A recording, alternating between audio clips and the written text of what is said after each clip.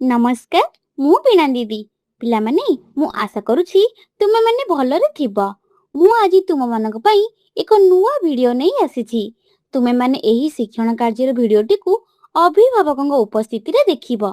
चलो एबे आरंभ करिबा। आज हमें जानिबा मौलिक गुणनियक।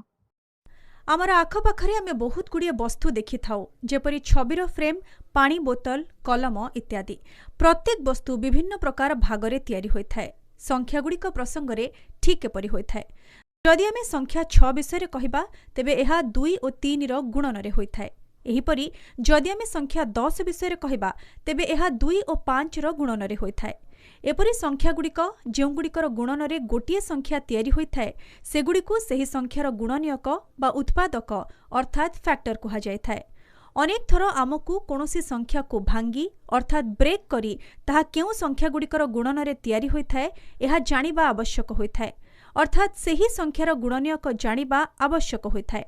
कोनोसी संख्या को भांगी तार गुणनियक जानिबार पद्धति को आमे उत्पादकीकरण अर्थात फैक्टराइजेशन कहिथाउ। आस संख्या 40 रो उत्पादकीकरण करिबा। तमे माने कोन 40 को 2 बा ताठारु अधिक संख्यार गुणन रूपरे प्रकाश करि परिबो? चेष्टा करो।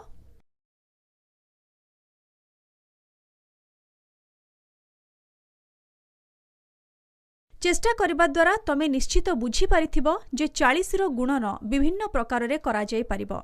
जेपरि 2 गुणन 20, 4 गुणन 10, 5 गुणन 8 इत्यादि। एथिरु तमे माने कोन जानिलो? एहा जे कोनोसी संख्यार उत्पादकीकरण विभिन्न प्रकार रे करा जाय परिबो। 40 रो अन्य एक मजालिया उत्पादकीकरण अछि जेपरि 2 गुणन 2 गुणन 2 गुणन 5। तमे माने कहि परिबो कि एहार विशेषता कोन? तमे ठीक जानि परिछो। एही उत्पादकीकरण रे सबु गुड़िक मौलिक गुणनियक अर्थात प्राइम फैक्टर्स अटे। एहीपरि भाबरे कोनोसी संख्या को मौलिक गुणनियक गुड़िकरे प्रकाश करबाकू मौलिक उत्पादकीकरण अर्थात प्राइम फैक्टराइजेशन कुहा जाय।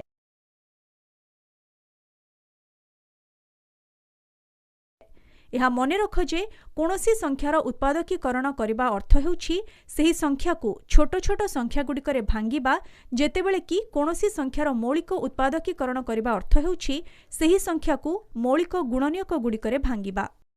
पिला माने एबे तुमे माने मध्य 98 संख्या को एहार मौलिक गुणनियक रे प्रकाश कर एवं मौलिक गुणनियक गुडी को घातांक रूप रे चिन्हट कर।